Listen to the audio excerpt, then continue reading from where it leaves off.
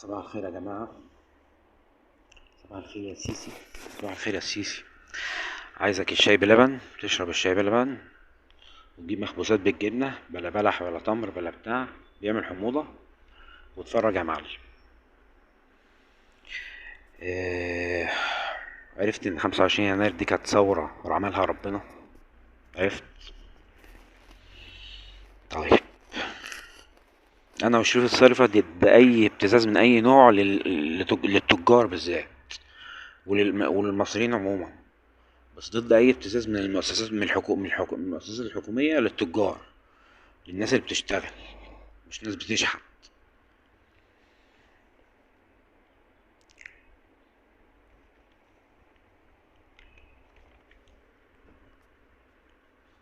بعدين حكاية الجواز دي يعني هي والله كويس، عشان اللي عايزين يتجوزوا رسمي يبقوا ايه، يبقوا هما اللي عايزين كده. انا ما انا واحد من الناس، لو هتجوز عرفي. دي اذا اتجوزت اصلا. انا من عن نفسي أنا مش عايز اتجوز، بس هي حليت في عيني وخلاص.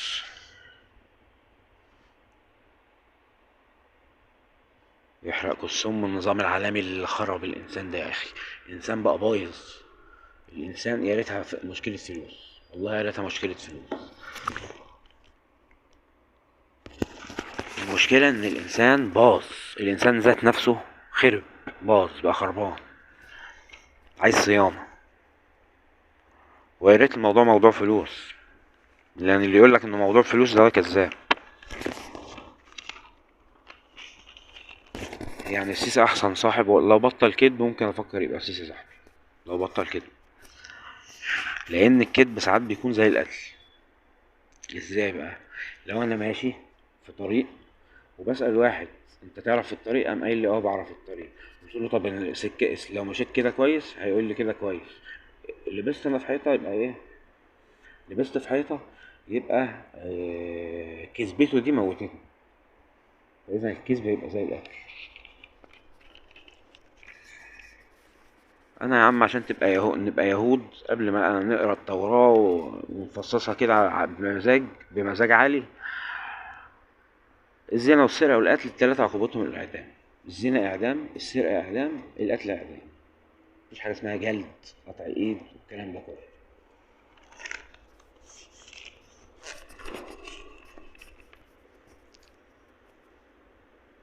واللي مش عاجبه حكمي يخبط دماغه في الحيطة.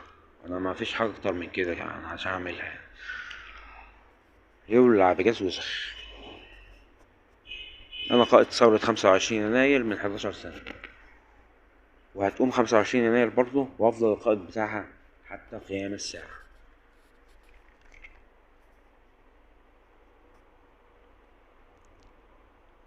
عرفتونا يا اخي بالماسونية والصراصير دول اللي فاكرين نفسهم. يا اخي نعلكوا السم الماسونية على الام الفرعنة والفرعونية، على التقدم والحضارة يا اخي. مش عايزين تقدم ولا حضارة يا عم. عرفتونا. عرفتونا بالماسونية بتاعتكم دي.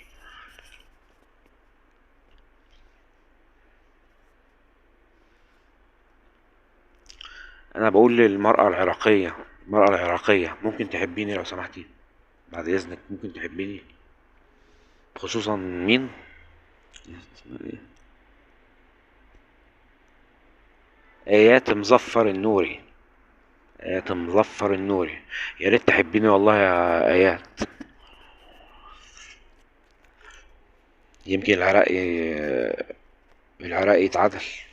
يمكن.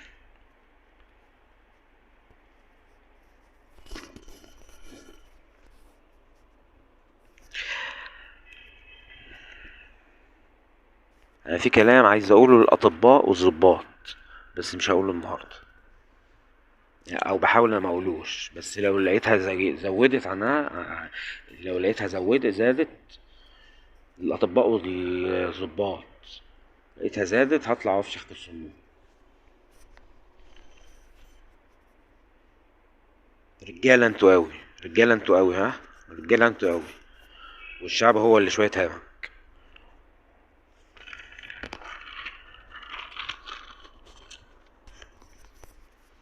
بعدين نحتفل بيها نرمين. انت بتحبي تحتفلي، نحتفل بايه؟ بخيبتنا السودا؟ احتفلي يا اختي وهيصي ونتفشخ احنا.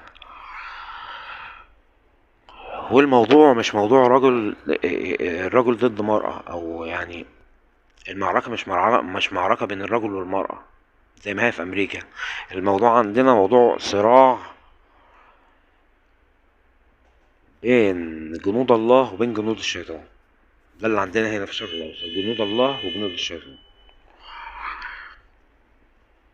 كليات القمة: تربية المركز الاول، حقوق المركز الثاني، تجارة المركز الثالث. الثلاثة دول هم كليات القمة اللي شالوا مصر ال10 سنين اللي فاتوا دول. والملايكة أقسم بالله بضحك عليكم، جات لي هنا، كهربوني هنا من في راسي من ورا هنا.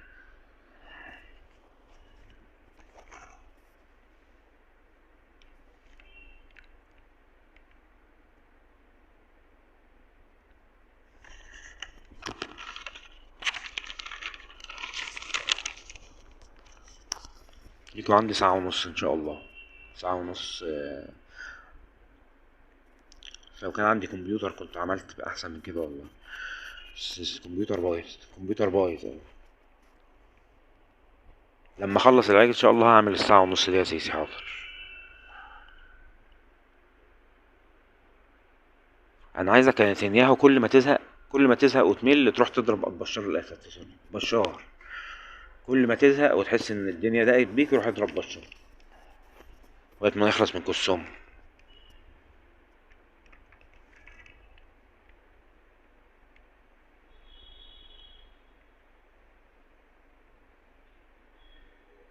أنا أقول لك يا سيدي المواطن، آه، انا كنت ايام ب 2011 كنت بكلم البنات من خلال امير. دي مش تتكرر تاني. ليه بقى؟ انا بوريك اهو يا عم، البنات كانت بقى عايزه ايه وبتوصل اللي هي عايزاه، والراجل بيتداس عليه في البلد. بس انا مش هعملها، انا كلمت البنات مره واحده بس، هي مره واحده بس، زي ما الرساله جات لي من الملايكه مره واحده بس، وخلاص على كده. ومش عايد اللي عملته يعني، اما لا في العط ولا في النط. بس فيمينيست ازاي ما تفهمش؟ فيمينيست برضه، اله ونبي يا كلاب غصب عنك، بلا فيمينيست بلا بتاع. وبعدين انا ريحنا بقى، انا مش ربكم الاعلى، وانا مش ربك الاعلى يا سيسي يعني. وهبقى اطلع واتكلم واقول على الحاجات اللي بتكلم هشوف مورنينج بايدن، جود مورنينج بايدن، جود مورنينج بايدن. ثانك يو مان، ثانك يو، ثانك يو، ثانك يو. انت كسبت يا نتنياهو يا حيلتها، كسبت. ده العيال لفوا المنطقه كلها، ما سابوش بلد الا لما راحوها. وانت خليك قاعد كده، خليك قاعد بتبوق بتقرف في الاسرائيليين. يا عم انت اخيرا اخترت حكومة يمينية بدل القرف اللي كانوا عايشين فيه ده. لازم كل الحكومة تبقى يمينية طبعا، بلا ليبرالية بلا علمانية بلا بتاع. الليبرالية ممكن ناخد منها حق الدفاع عن النفس، يعني كل واحد يبقى معاه سلاح في بيته. هي دي اللي ناخدها من الليبرالية، يعني كل واحد ليه الحق الدفاع عن النفس، غير كده ما تاخدش منها حاجة. احنا عايزين اليمنيين، عايزين اليهود يابا. ايوه اللي هيدعو ان شاء الله خير، ان شاء الله خير. جود مورنينج نتنياهو، صباح الخير يا سيدي. يا استاذة رضوى، الست المنافقة اللي كانت معاكي دي، اللي كانت بتقول لك انا مع تعدد الزوجات، دي منافقة ولا ليها ملة ولا دين؟ وعايزة تعمل اللي على هواها، هي عايزة تشغله بالتانية عشان تعمل اللي على هواها. ده الواقع يعني. وعموما هي يعني الجواز كان واحدة بس، سيدنا آدم واحدة بس، كل الأنبياء كانت واحدة بس. إنما مفيش غير يعني كل الأنبياء كانوا خوالات ما عدا محمد. بسم الله بحرف محمد، هو ده اللي راجل قوي، اللي كان متجوز 9 ستات، 9 برجالتهم. انتوا عارفين، انت عارفه يعني ايه برجالتها. بس فانت بتعيطي ليه ولا بتدمعي ليه؟ الراجل هي اخدها مرة جاهله من اهلها، ما اخدهاش راجل يتحداه. ومسيطر عليها شيطانها. بس وعمري ما هنسى. صباح الخير يا جماعه، معاكم احمد حامد شباب. المهديون احنا كنا قلنا في اللي هو لنصرة الإمام المهدي أو المسيح يعني المنتظر. هيبقوا المهديون. أنا شايف أول واحد بايدن. أول واحد في المهديون دي بايدن. بعد كده شريف الصرفي، بعد كده أسامة جويش، بعد كده أحمد موسى ومعتز مطر، بعد كده علي حسين مهدي، بعد كده المالكي اللي كان رئيس وزراء العراق، بعد كده الكاظمي اللي هو برضه كان رئيس وزراء العراق، والحلبوسي اللي هو رئيس مجلس الشعب، وحسن نصر الله، ومحمد مسعود واحمد فؤاد والسيسي واحمد اللبناني. والسيسي ومحمد بن سلمان واحمد اللبناني. المهديات بقى، ما هو في زي المهديون المهديات اللي هم برضه مع الامام المهدي او المسيح. اول واحده نرمين عز وضحى، تاني واحده نرمين عادل، تالت واحده ريم احمد بقول لها ترجع وترجع تطلع فيديوهات، ورابع واحده دينا الحناوي بقول لها ترجع برضه تنزل فيديوهات، وخامس واحده انتصار السيسي. بس اهلا بيكم، صباح الخير. الفيديو ده لشريف الصرفي بس. الله ينور يا معلم، الله ينور. خليك شغال كده، شغال هات لي الاخبار من هنا ومن هنا ومن هنا، هات لنا الاخبار وعرفنا ايه اللي بيحصل. لان انا واحد يعني انا ما اعرفش اقول كلمتين زي اللي انت بتطلع تقولهم دول. ما اعرفش اقول كلمتين على بعض زي ما انت بتعمل يعني. اشتغل معانا يعني كده واحنا فري ايجنت، عملاء، عميل حر، مش عميل لاي بلد. انا عميل حر تبع ربنا بس وبمسي عليك وده معزك يا رب. مساء الخير يا سيسي. لو عايز تيجي زيارة انت او محمد بن سلمان، تيجي عندنا البيت 62 شارع محمود شكري، المتفرع من شارع قناة السويس. 62 شارع محمود شكري، المتفرع من شارع قناة السويس، المنصورة. عايز تلم الدور، عايز تيجي تقعد ونلم الدور نلم الدور، مش عايز نلم الدور عادي برضه. بس ومصر ربنا اللي حافظها طبعا، وإسرائيل كمان. إسرائيل كمان ربنا حافظها. لأن مصر مش كلها دلوقتي مؤمنين.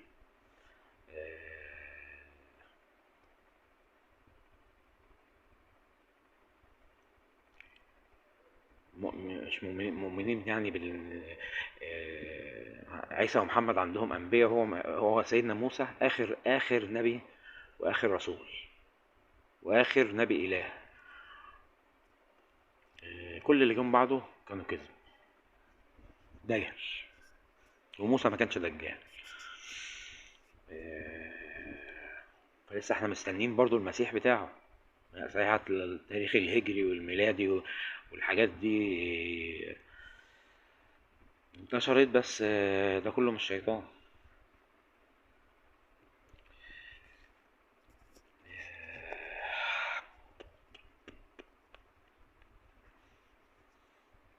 يبقى الكريسماس بقى يبقى 5/11. تمام كده بقى، يبقى الكريسماس 5/11. انا قرفت من امي دي حقيقة والله، كل يوم بصحى عليها اقعد اقول انا المهدي، انا اليهودي، انا المسيح. زهقت، عايز ابقى بني ادم طبيعي.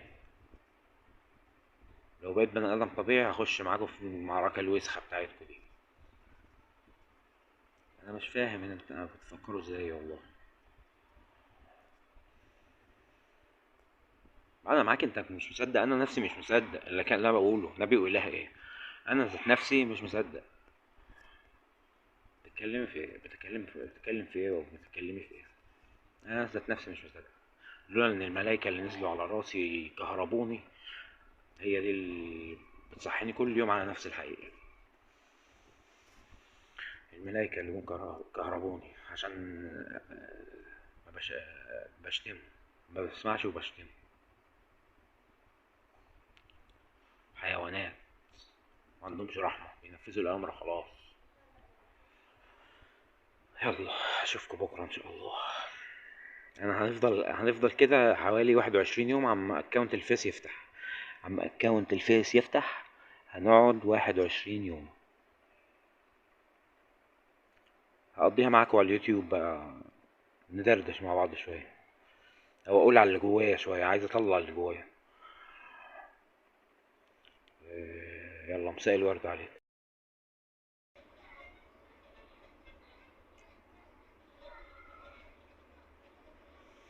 هيثم ماهر ابن عمي دخل على الخط. اديني يا دلع. هيثم ماهر دخل على الخط. اديني يا دلع. اهلا يا عم هيثم، يا سلام. فينك يا عم من زمان؟ والله وحشني يا هيثم. والله وحشني يا رجولة، يا رجولة. انت احمد ماهر ومحمد ماهر ونسرين ونفين. يا رجولة. دخلت على الخط، قشطة يا معلم. انا مش عايز منك حاجه، انا عايزك تشرب كوبايه الشاي بلبن كل يوم الصبح برضو انت كمان، ومعجنات بالجبنه، واتفرج بس. انا مش عايز منك حاجه، انا معايا كل حاجه جاهزه يا حبيب قلبي. صباحك عسل يا هيثم. صباح الخير يا جماعه، معاكم احمد حامد شبان.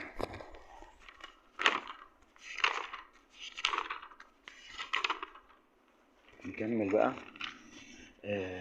الف سلامه.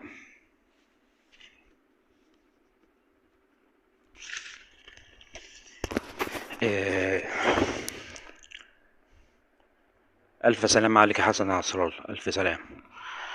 ايه كمان؟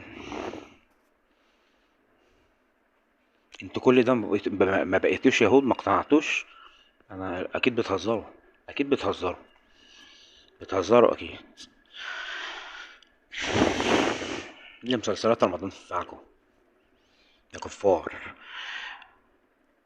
احنا بقى كل اللي عندنا ملوك وملكات، ما في عندناش اميرات ولا امراء. احنا كل اللي عندنا ملوك وملكات. هو ده الشعب المصري، ملوك وملكات.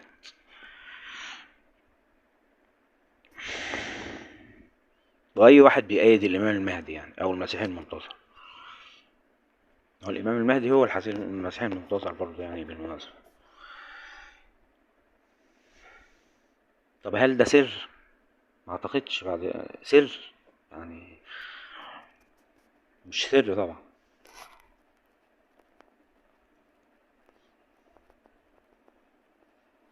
بص يا محمد يا ابن سلمان، انسى ان اسمك محمد.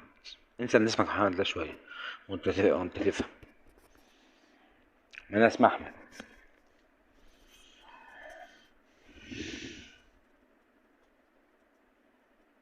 وانا معاك وبأيدك لان ابويا كان بيحب النظام السعودي وبيأيده.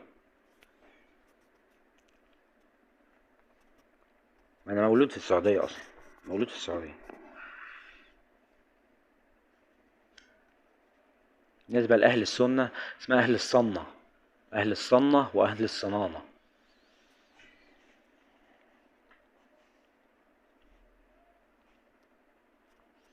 يقول لك كلب، اسد، قط، فار. ايه الخيال المريض ده؟ ده خيال مريض.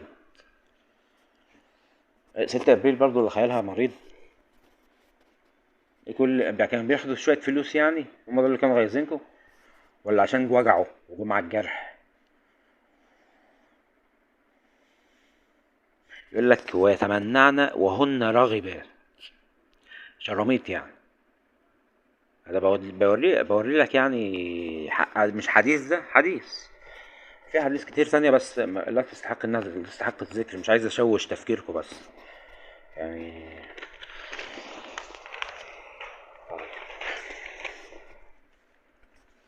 عايز اقول لك يا محمد يا ابن سلمان، احنا مش محتاجين فلوس ولا لحمة، بس خلاص عشان ما نردش ايدك. عشان احنا اخوات هنقبلهم، بس ما تكلفش نفسك زيادة، لان احنا مش دولة فقيرة. لو كنتوا بتدوروا على نظام عالمي جديد وكده يعني، النظام المصري القديم اللي بتاع مبارك والسادات وجمال عبد الناصر، الله ياخدهم يتحرقوا في نار جهنم. آه، ادعاء الفقر ده ما جاش غير في العصر الوسخ بتاعهم ده.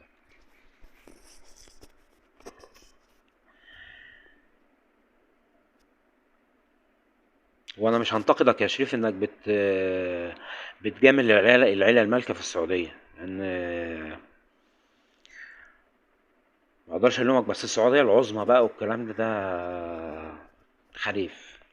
خلاص الإسلام مات، الإسلام مات كدين مات. أنت بتتكلم في إيه يا ابني؟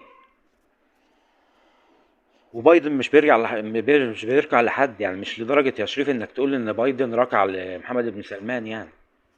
يا راجل،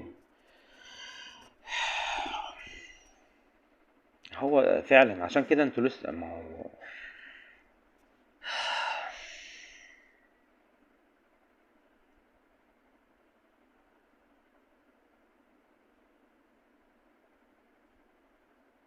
ومحدش يقلدني، انا نبي واله وكده بقى، يعني محدش يقلدني عشان هيزعل، اللي هيقلدني هيزعل. اللي هيقلدني هيزعل. ما تحاولش.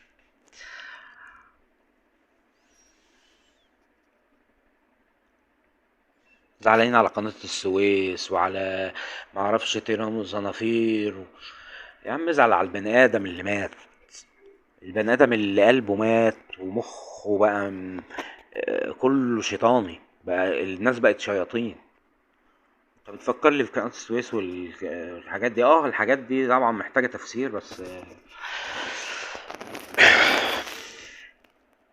الانسان خرب. هنعمل ايه بانسان خربان؟ انسان خربان ورئيسك مش قادر انه هو يصلح حاجة، مش قادر يعمل صيانة للناس. كان املي عليه والله، كان املي عليه وعلى مرسي، كان امل على مرسي برضه، بس مرسي عمل زي وائل غنيم، رمانا في النار، وعشان كده السيسي لانه ما شاركش، ما هو ما شاركتش في حاجة تنفع البلد، بيشوفوا شغل نفسهم وبس الاخوان دول. ما علينا، كل واحد يتحاسب. لا ومسلمين كمان مش يهود، يعني مسلمين كفار اوصل يعني. قلت لكم انا الاسلام كفر والمسيحيه كفر، والمسيحيه كفر والاسلام كفر، ومحمد دجال وعيسى دجال. انا قلت في الفيديو اللي فات ده المهديون دول هم اللي مع الامام المهدي اللي هو المسيح المنتظر. قلت لهم بقى بايدن اول واحد، اسامه جويش، احمد موسى ومعتز مطر، علي حسين مهدي، المالكي رئيس وزراء العراق سابقا، والقاظمي برضه سابقا رئيس وزراء العراق، والحلبوسي ده رئيس مجلس الشعب، وحسن نصر الله زعيم حزب الله، ومحمد مسعود ده عسكر، واحمد فؤاد عسكر، والسيسي عسكر، واحمد اللبناني. آه، والمهديات بقى زي المهديون، في مهديات ياسمين عز وضحى، نرمين عادل، ريم احمد ارجعي تنزلي فيديوهات تانية يا ريم، ودينا الحناوي ارجعي برضو تنزلي فيديوهات تاني، وانتصار السيسي.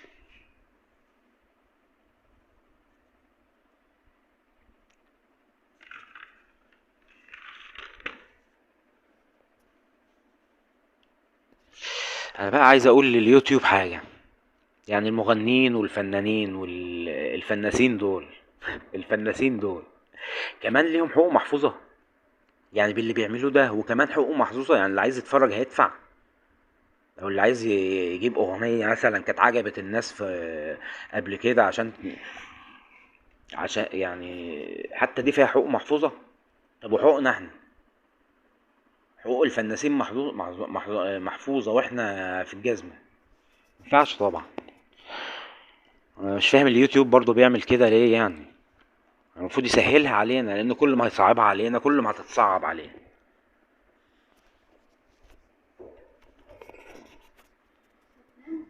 ايه؟ لا عذرا.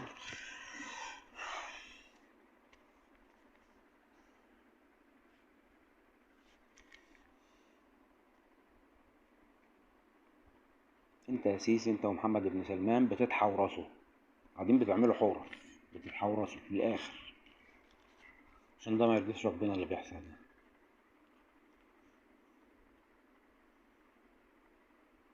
فرنسا بتقول ليس لدى فرنسا ما تتعلمه من ايران. لا، هو فرنسا انت عندكم حاجات تتعلمها من ايران. كفايه ازمه كورونا. ازمه كورونا بقت عند ماكرون اكنها حرب، اكن البلد في حاله حرب. انما الخامنئي كل حاجه وليها علاج، والحياه مش هتقف. انتوا وقفتوا الحياه عشان على كورونا دي. طيب، العالم، امريكا بتقول ايه؟ العالم بيدار بالكس والفلوس. انا الحمد لله لا مسجون للكس ولا مسجون للفلوس.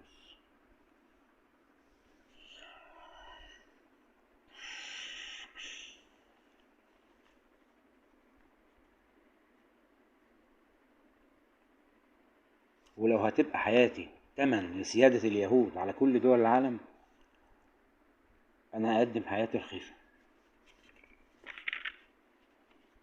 طالما هتبقى لسيادة اليهود، ما عشان ده حق طبعا عند ربنا يعني ما عنديش اي مشكلة ان اموت بتاتا بتاتا. طيب مالها ياسمين عز؟ يعني مالها ياسمين عز اللي انتوا عارفين ياسمين عز بتشرب حاجة؟ ايه يا عم ياسمين عز ولا بتشرب ولا بتاع، بتعبر عن نفسها، تتكلم يعني. بنت بنت وتتكلم زي ما هي عايزة هي.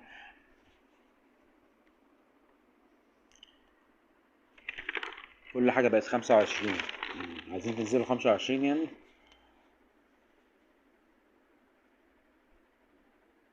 انا بالنسبة لي مفيش حد من العيال بيقول لي عمو ولا خاله. ومليكة بنتي لما ابقى اشوفها يعني ان شاء الله اخليها ما تقوليش يا بابا، لان دي حاجة اتعلمتها من امريكا. يعني عشان بيقول لك ان انتوا كل ما الطفل هيقول لك عمه، هيقول لك خاله، هيقول لك بابا، بيبني سور بيني وبينك. اما بيكبر بيبقى السور ده اتبنى على الاخر، بتلاقي الانسان بيموت لوحده، بيموت وحيد في السرير، يعني ما يلاقيش حد جنبه. فانا مش عايز اموت وحيد. وكمان مصيرهم هيكبروا بس، وهيبقوا بالغين يعني. مش عايز احط حواجز بيني وبين العيال.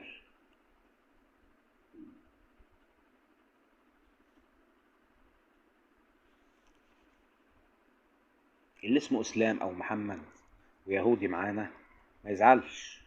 مش غلطته، هي غلطتك. كسوم الجمهوريين بتوع امريكا، كسوم الجمهوريين على كسومين ام ترامب. انا عمري ما كان ليا غير ايران وامريكا. فانا احب اقول لايران وامريكا تحيه كبيره قوي. ومصر والسعوديه ما كانش ليه لازمه التعب.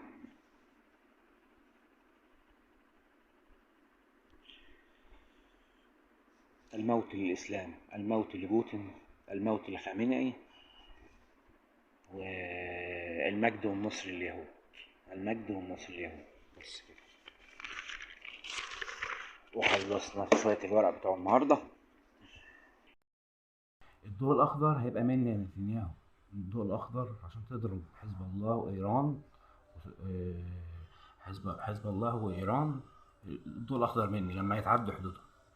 بس ما تاخدش كلام من حد تاني. أنا هديك الضوء الأخضر، هقول لك لازم يتضربوا. غير كده بقى حاربهم في سوريا بقوة وبشكل علني. اعلن يا عم، اعلن وادعو، وخلي اللي عندك يعمل دعوة اليهودية كمان وكده. عايزينك تندمج في وسط البلاد، في العراق وفي لبنان وسوريا سوريا صعب. سوريا ومصر والسعودية. لازم تنتشر، لازم تعمل شغل يعني. عايز تضرب ضربة إيران وحزب الله، استني ضوء الأخضر مني بس. يا نرمين ولا تزعلي نفسك خالص. كسوم بوتين على كسوم زيلينسكي، الاتنين ولا بنتناكر. بس زيلينسكي احتمال يخش الجنة، انما بوتين ده ما صعب. فهو انا اول واخر مرة هنصر ممثل. اول واخر مرة هنصر ممثل كذاب دجال وسخ. وبوتين كلب، هو كمان كلب سعران. كسومهم هما الاتنين. وبايدن هيكمل.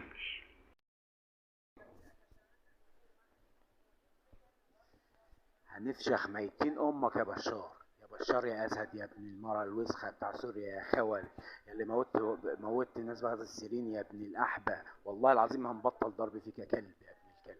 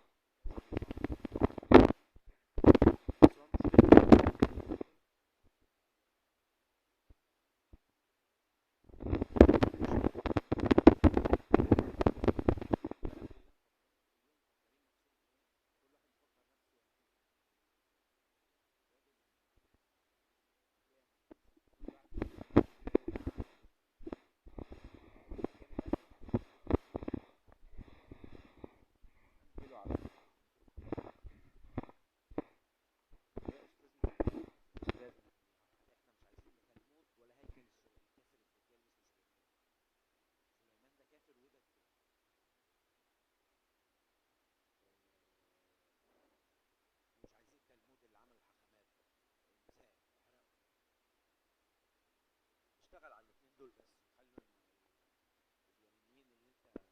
وخلوا اليمينيين اللي انت بتضربهم دول يلغوا بس التلمود وهيكل الكافر اللي اسمه متجوز اكتر من واحده يبقى كافر. صعبه تصدق دي.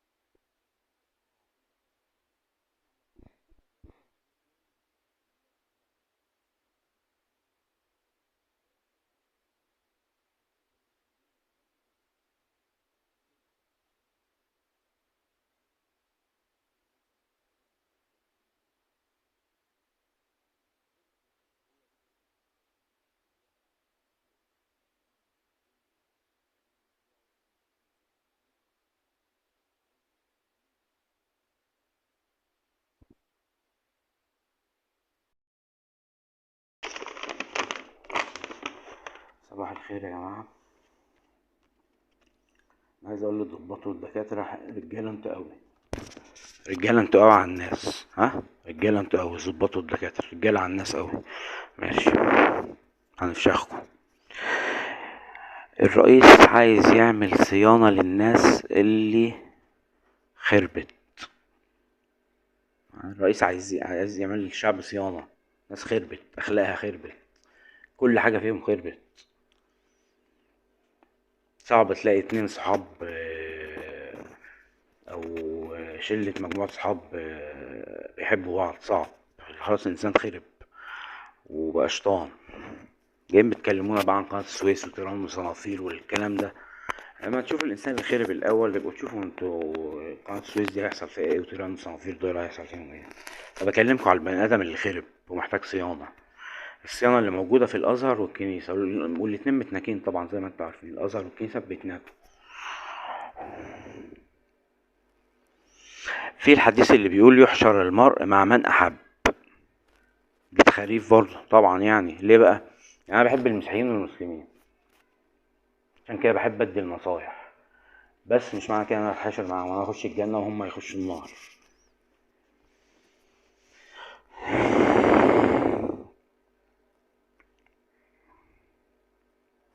نظام مصر مؤمن بس ظالم. نظام مصر مؤمن بس ظالم. نظام السعودية كافر بس مش ظالم. دي يمكن توضح لكم كتير الحكاية الجملة دي. نظام مصر مؤمن بس ظالم، انما نظام السعودية كافر بس مش ظالم. عشان بس محدش يقول لك ايه يعني انت اللي عايز يروح يسافر السعودية يعني ما يبقاش فاكر انه هيروح يعني الجنة. لا، ده كفار قريش، دول كفار قريش، والاله بتاعهم اسمه محمد عبد الله. بس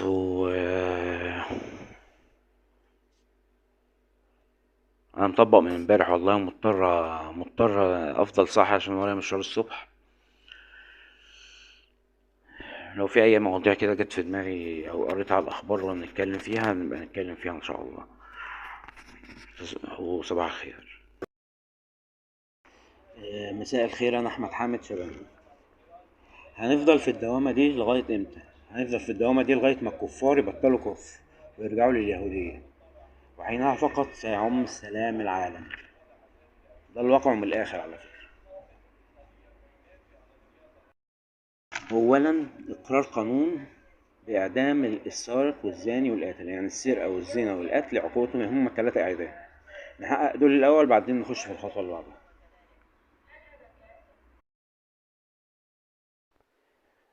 مساء الخير، انا احمد حامد شبان. انا مبسوط باللي عملته في البلد والله وضميري مرتاح.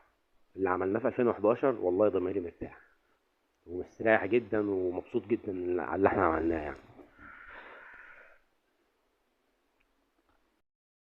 اللي انا عملته من 2011 لغايه دلوقتي مبسوط جدا جدا.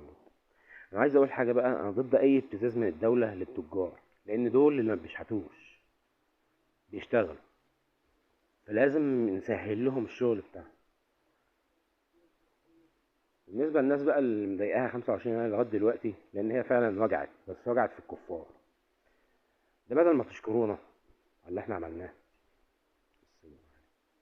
بدل ما تشكرونا على اللي احنا عملناه، عايزين تقولوا دول خونة، يا كلاب، يا كلاب، يا ولاد الكلاب.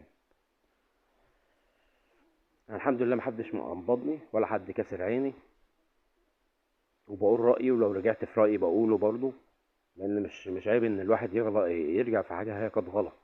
انما اللي بيصمم على الغلط هو ده ده اللي يستاهل ضرب الجزمة يعني.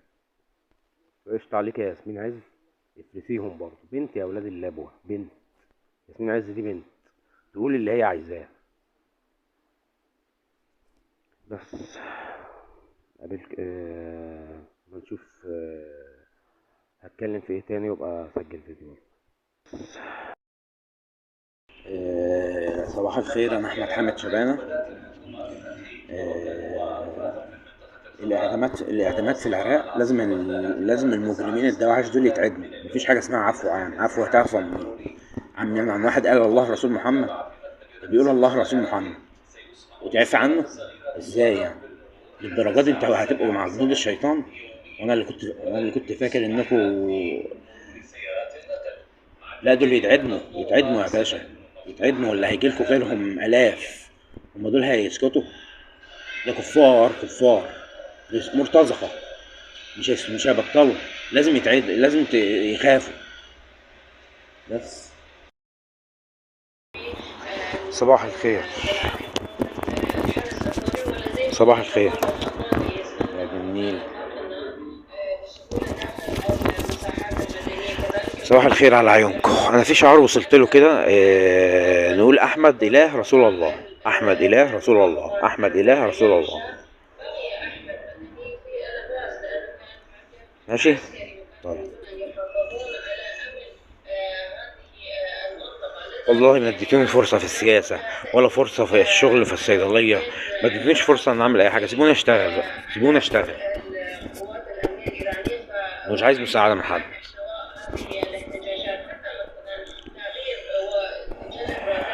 يا اخ نتنياهو، احنا عايزين تلغي التلمود ده، تحرق التلمود ده. احرق التلمود مع القرآن مع الانجيل، احرق التلاتة في بعض. احنا عايزين التوراة بس. ايوه. والكافر الدجال اللي اسمه سليمان ده، مفيش هيكل اسمه هيكل سليمان. سليمان كان كافر ودجال. يا عم بص، اللي ينكح اكتر من اتنين ده، يا اكتر من واحدة، كافر. ده كافر يعني. اللي ينكح، عشان هي بتتقال كده في الاسلام، اكتر من واحدة في النار، كافر. وهم كمان كفار، الاتنين كفار برضه في النار برضه.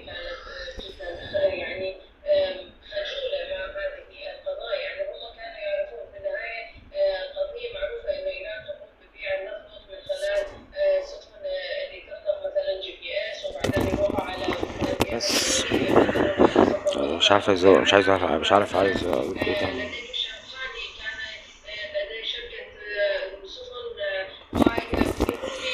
ما الاحوال الحمد لله، الدنيا ماشيه. الدنيا ماشيه الحمد لله.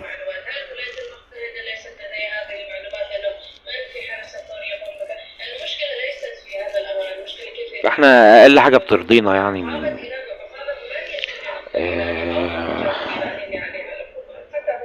مادام مادام مكفي ومكفي وبيفيض يبقى حلو. مش لازم الحياه المرفهه بقى وكل يوم كل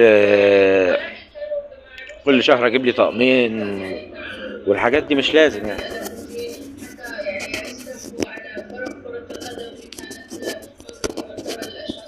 بس الادويه والاكل مهمين جدا يعني، ما ينفعش يغلوا عن كده، يبقى حرام. الدواء غالي جدا، غالي جدا على اللي في مصر. طبعا اللي بره مصر بيجي بيشتري بالهبل، انما احنا بالنسبه لنا الدواء والاكل غاليين. الاكل انا قصدي المطاعم، مش الخضار. عربات الخضار ده الاسعار حلوه يعني. انا بتكلم على المطاعم. يعني سندوتش الشاورما ده بكام دلوقتي؟ فوق ال 24. كنا بنجيبه ب 16. في ايه تاني؟ الفول والطعميه اللي الواحد ما بيحبهمش اصلا مع الابو دي اكل يا اخي. فول ايه بس؟ ادي المخابرات يا سي، اخرهم هياكلوك فول وطعميه. ادي المخابرات بتاعتهم. مخابرات السعوديه تاكلك كبسه بس. مش هيعملوا اي حاجه ولا بيعملوا اي حاجه. المسلمين والمسيحيين دول طياز مهايم. سمعوا الدولار غالي ومش الدولار غالي. ما علينا. ان شاء الله خير، ان شاء الله خير. وهنشوف هنعمل ايه. اكيد هنتصرف يعني. الجيش بيقول لك اتصرف، انا هتصرف عن نفسي. هتصرف واسند الرئيس لغايه ما او ثوره تقوم عليه، بس يطلع هو خروج امن يعني. حتى لو قامت عليه ثوره مش هيتحاكم ان شاء الله يعني. بس. وصباح الفل عليكم. صباح الخير، أنا أحمد حامد شباب.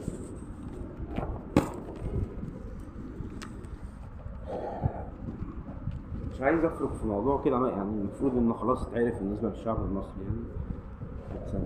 ثانية واحدة. في موضوع يعني بقى معروف خلاص، القاهرة والمنوفية دول طيف يعني. القاهرة كل اللي بيطلع منهم طياف شوية بهايم. الشرقية والمنصورة وبورسعيد أسياد البلد. ماشي، الشرقية والمنصورة وبورسعيد أسياد البلد. ده شوية صراصير. أنا اتكلمت عشان مش قادر أسكت على اللي بيحصل، مش بتسلى مثلا ولا أنا مش قادر أسكت على اللي بيحصل. وسعر الجنيه يعني احنا بنقول انه يتحرك، يعني سيبه خالص، سيبه خالص يوصل للقيمة بتاعته، واللي يحصل يحصل يعني. بس هتجيلك ناس تستثمر في بلدك، او الناس اللي مش عارفة تستثمر هتستثمر، مصريين يعني، مصريين واجانب. الموضوع كده على الماشي يعني كده. هو القرآن ده نثر مش شعر، نثر. النثر ده مبيبقاش فيه قافية ولا أبيات، بس هو يعتبر زي الشعر. هو القرآن ده نثر، وعموما مش حلو، مش حلو. طبعا انت عايز شعر وتمثيل وكده، اساسا فنانس يعني، عايز الفناسين. اديله اسامه، اديله، هو عايز فناسين بيدعم الفن، هو ده اللي بيدعمه. السم كليتك الحربيه مش عارف علمتك ايه والله، السم الكليه الحربيه. طيب الكلام بقى لاحمد الطيب الشيخ احا. الشيخ احا كبير، ودي مش يعني دي مش حاجه، مش شتيمه، هو فعلا الشيخ احا، لان هو ده حقيقة. تمام. ايه الطلاق للضرر دي؟ يعني انا اتجوزت تبع الاسلام. الاسلام بيقول ان اللي عايزه تطلق بتتنازل عن حقوقها. الطلاق للضرر دي بتتنازل، ما ليها حقوق. الطلاق للضرر دي تبع ايه؟ تبع الشيخ احا، تبعك انت على رايي، يرحمه.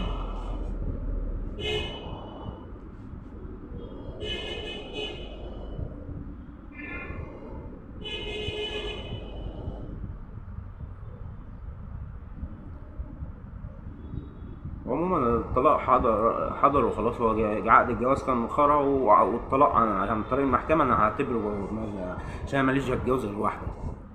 انا ماليش غير واحدة. ده فيهاش نقاش، دي فيهاش نقاش. الراجل مالوش غير واحدة، والست مالهاش غير واحد. بس ده اللي انا كتبته. عايز اتكلم في حاجة تانية، والله العظيم حاجة يعني الواحد عايز يضحك. شر بقية ما يضحك. بس اشوفكم بقى ممكن كمان 4-5 ساعات كده، لو جت حاجة في دماغي يعني عايز اتكلم فيها ابقى.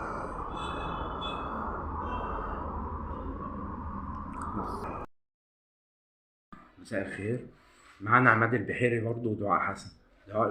عماد البحيري ودعاء حسن معانا في المهديون برضه، في مجموعة المهديون. أنا المهديون دي قلتها مرتين قبل كده، ارجع للفيديوهات اللي فاتت هتلاقي المهديون بيتقالوا. معانا برضو عماد البحيري ودعاء حسن.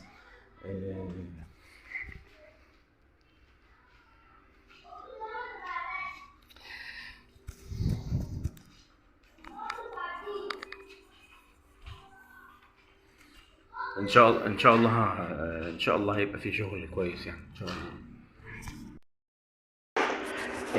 كسوم وزارة الصحة على كسوم وزارة الداخلية والحربية. مش عايزين رئيس بعد كده يبقى ضابط او دكتور او اعلامي، ومش عايزين برضو رئيس فنان يعني. عايزين رئيس ايه؟ يا مدرس يا قاضي يا كلية تجارة، يا مدرس يا قاضي يا كلية تجارة. دول كليات القمة اللي احنا عايزين منهم رئيس يحكم. ماشي. قائمة المهديون الجديدة بقى اللي هي زي القديمة يعني، بس فيها كذا اختلاف كده. المهديون جو بايدن رئيس امريكا، اسامة جويش مذيع في قناة مكملين.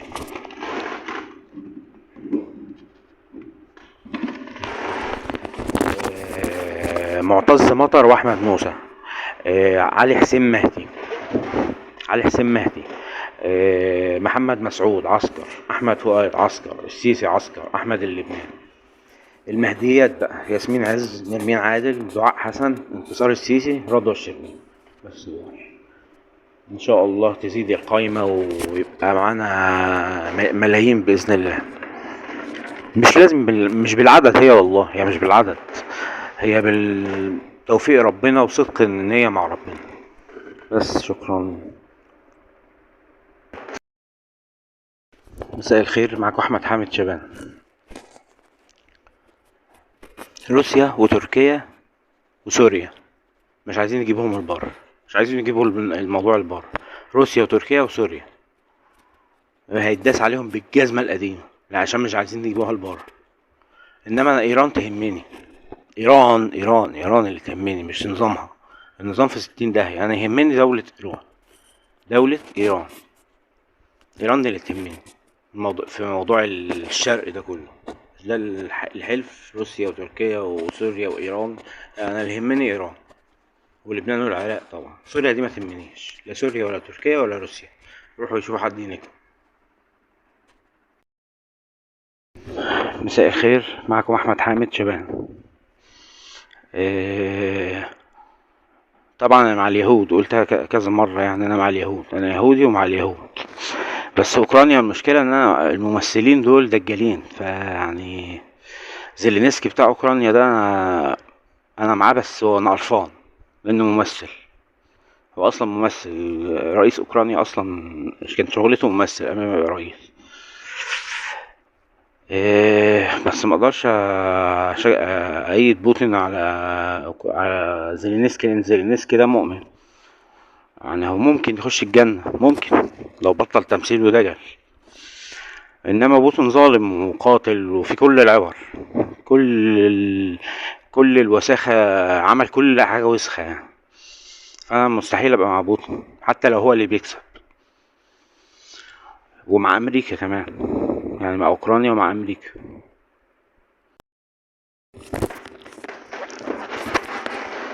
مساء الخير، معاكم احمد حامد شبان. في كلمة قالتها رضوى الشربيني اللي هي المذيعة. مش عارف هي معانا في المهديون يعني. بس قالت ان الست مش ملزمة تبات في بيتها. انا بقول لك يعني انا لما كنت متجوز مراتي كنت بخليها تبات بس عند مامتها، مش عند صاحبتها عند مامتها. تروح تبات عند مامتها عادي. لما اصلا في ساعات بيبقى فعلا وجودها في البيت بيحسسها ان هي قاعده في سجن جوزها. فلا، تروح لمامتها وتاخد جرعه حنان منها وتحكي لها والكلام ده كله. كل ده الكلام ده كويس عادي. مش انما اللي يلا اغسليلي، يلا الاكل، يلا معرفش ايه. لا، ما بحبش كده طبعا، لان في الاول في الاخر بنت يعني. فالبنت ملهاش غير امها طبعا، جوزها وامها. فلو مش عايزه تبات في البيت وتبات عند مامتها، اهلا وسهلا. ايه المشكله؟ مفيش اي مشكله. عبد الله رشدي بقى الدجال المسلم الكافر ده، هو المسيحيين الكفره برضه والماسونيين الكفره برضه. المسلمين والمسيحيين والماسون الكفره هيقعدوا يقولوا لك ايه، هيطلعوا لك الدجل بقى وشويه نسر من القران على شويه حديث على شويه اصفار. لا، لازم تقعدي في البيت. تمام، حلو كده. انا والله بتكلم بصدق، مش بنافق يعني. بس المجد لليهود. بس مساء الخير، انا احمد حامد شباب. والله يا رضوى، انتي ودينا الحناوي ونرمين عادل وريم احمد وكل البنات يعني. انا عن نفسي انا مستعد اضحي بعمري عشانكم. يعني اموت وانتوا تعيشوا عادي يعني. مفيش اي مشكله، مفيش مشاكل خالص يعني. اموت بكل كسوم السهوله يعني. عادي جدا جدا جدا، مش مشكله خالص يعني. كونوا فاكرين انها مشكله. بس احنا مش عايزين ناخد قرارات غلط بس تودي البلد 60 داهيه. عايزين ناخد قرار صح.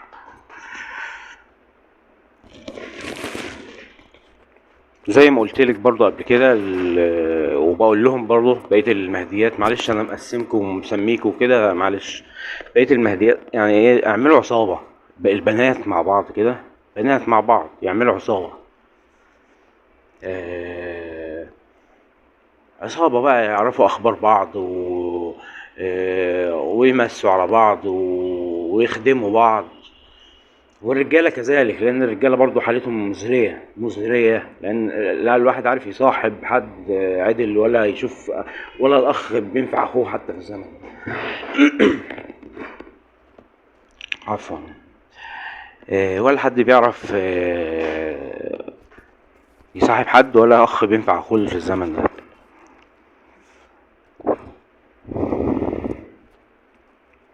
بس ايه تاني؟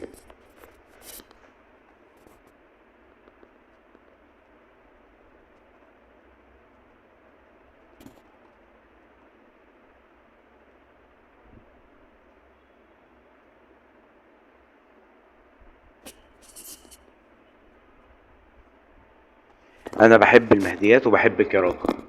ها خلاص. لا بجد والله بجد. يلا سلام، مساء الخير. هطلع فيديوهات تانية لسه النهارده برضو. استنوا. يلا مساء الخير، معاكم محمد حامد شبانة. اما نشوف بقى الترندات اللي عاملين ترند. على فكرة الترندات دي مش بالمشاهدات، يعني الشغل مش بالمشاهدات عموما. انتوا مالكوش دعوة بالكلام ده يعني. ياسمين عز ورضوى الشربيني. ياسمين عز ورضوى الشربيني يحرقكوا السم الصيادلة اللي اخترعوا لكم مكياج تقعدوا تلخبطوا بيه خلقة ربنا كده. خلقة ربنا اللي ربنا خلقها. شوفوا المكياج بقى قاعدين بتعملوا بيه ايه. مش ممكن المسيح الدجال، ايه المسيحة الدجالة، ما ينفعش كده.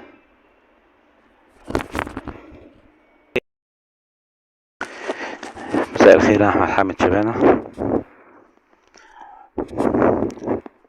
بتعطفي عليا يا رضوى؟ بتعطفي عليا؟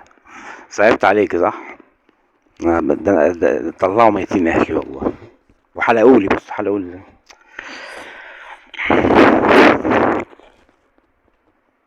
انا عامل الفيديو ده عشان اكد على حاجة. انت وياسمين عز وكل الاعلاميات وكل البنات والمرأة عموما في المجتمع ده كله، انا واللي زيي، يعني مش بلاش انا واللي زيي، انا اول واحد قبل الجيش والشرطة بيقدم حياته فداء، يعني واحدة مفيش واحدة فيكم تنام مكسورة. بس انت متخيلة في ايه؟ مش عايزينكم في يوم واحد حتى تناموا مكسورين فيه، او تعادوا بعض، او الكلام اللي بيقسم المجتمع اصلا. لان المرأة لو المرأة عندها سلطة برضو شوية.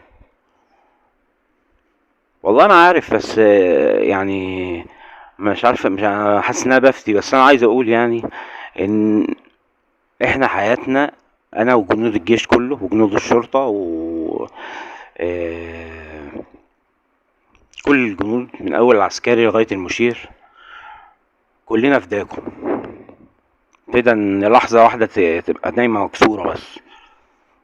بس ومساء الخير عليكم، وانا بحبكم والله جدا كلكم. ماشي، في حاجة تانية؟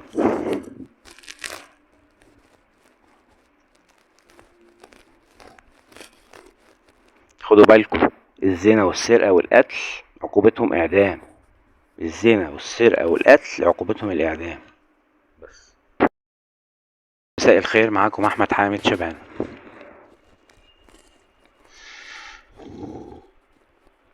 انا يا رضوى عايز اتجوز هبة الله رياض. عايز اتجوز هبة رياض، بس شكلها كده مترددة ومش عارف والله. بس هتبضن لو ما اتجوزتهاش، هتبضن زي اخت محمد جمعة برضه. كنت نفسي اتجوزها وراحت اتجوزت واحد تاني. فانا عاوز اتجوز بقى هبة رياض. ما يعني لو تعرفوا تساعدوني ولا حاجة ماشي، يا ريت يعني، عشان انا ماليش في العط والنط والكلام ده كله، وهي ملهاش في الحاجات دي برضه. هي لسه دلوقتي على ذمة واحد تاني. ف مش عارف والله هتعمل ايه. بس يعني لو تعرفوا تخلي له هبة رياض تكلمني مثلا، او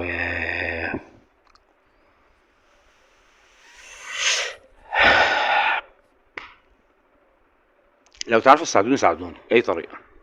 انا عايز اتجوز هبة رياض، عايز اتجوز هبة رياض، هبة الله رياض.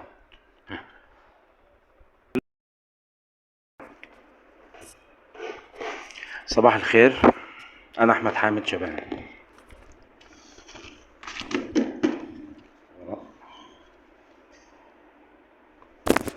انا والله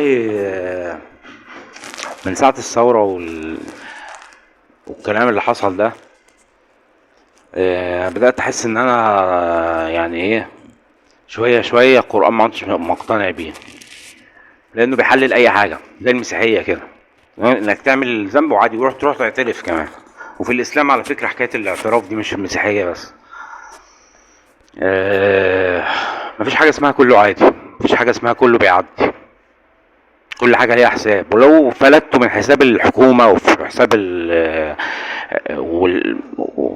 يعني لو خفت من القوة اللي موجودة يعني، ما خفتوش من ربنا برضه هيحاسبك وهيحاسبك. تمام. فالقرآن والإنجيل كفر، يعني الاتنين كذابين، محمد وعيسى. فكل واحد بقى يختار اللي هو عايزه.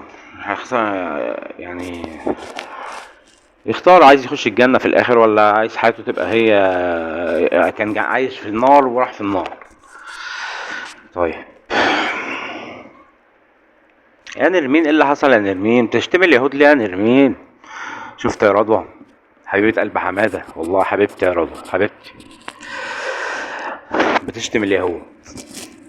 طب اقول لها ايه دي بقى؟ آه، الزواج بالنسبة للجواز عشان ما نقعدش نهري كتير، هوية واحدة وفي الآخرة واحدة برضه. شوف بقى، شفت بقى يا عم، حتى في الآخرة هتلاقيك واحدة بس. مفيش الحور العين والإلحاد والشرمطة ده، مفيش الكلام ده في الجنة. مش عاجبك انت لما تشوف النار بقى، ساعتها هتعجبك الجنة دي لما تشوف النار.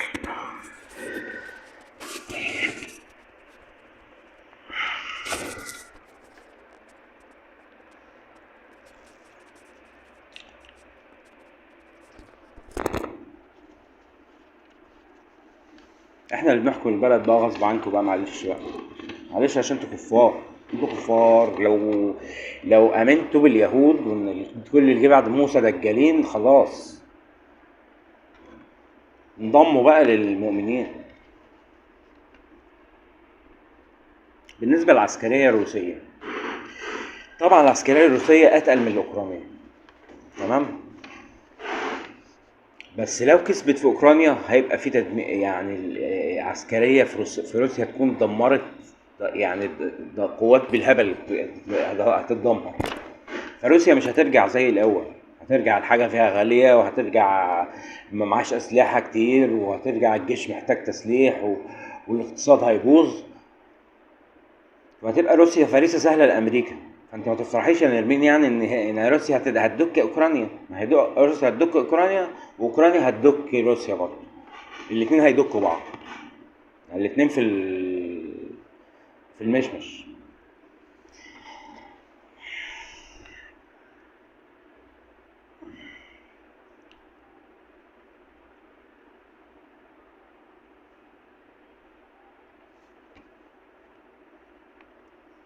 انا بحب هبه رياض وايه، وبحب ولادها عشان منها.